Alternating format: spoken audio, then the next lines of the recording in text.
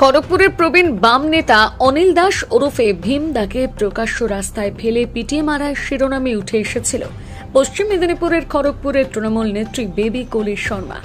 অবশেষে 4 দিনের মাথায় দল থেকে তাকে বহিষ্কার করা হলো।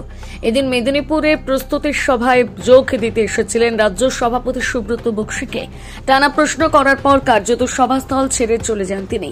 তার 15 মিনিটের মধ্যে সাংবাদিক বৈঠক করে বহিষ্কারের কথা জানালেন রাজ্য তৃণমূল কংগ্রেসের সহ সভাপতি জয়প্রকাশ মজুমদার। বেবি কোলেকে দল থেকে বহিষ্কার করার ঘোষণা দলের হাইকমান্ডের।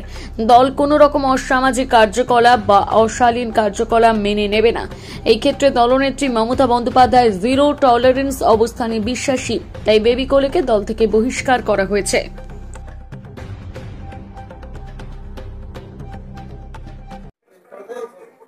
আপনারা জানেন যে কয়েকদিন আগে খড়গপুরে একটি অশালীন ঘটনা ঘটে গেছে, যে একজন বামপন্থী নেতা, বয়স্ক বামপন্থী নেতাকে একজন মহিলা, দুর্ভাগ্যজনকভাবে তিনি আমাদের পার্টির সদস্য বলে পরিচিত, সেই বেবি কোলে তাকে অসামাজিক এবং অশালীনভাবে তার সঙ্গে ব্যবহার করে এবং সেই জন্যে তাকে শোকজ করা হয়েছিল।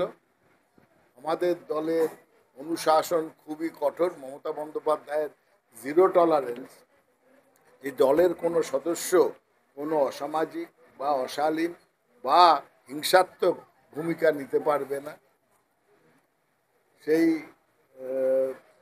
শোকজ করার পর, কারণ দর্শানোর নোটিশ দেওয়ার পর জেলা নেতৃত্ব দিয়েছিলেন, জেলা সভাপতি দিয়েছিলেন এবং আজকে রাজ্য সভাপতি নির্দেশ দিয়েছেন শ্রী সুব্রত বক্সি জেলা সভাপতিকে যে সেই বেবি কোলেকে দল থেকে নিষ্কাশিত, বহিষ্কার করার জন্য। এটাই আপনাদের জানিয়ে রাখলাম।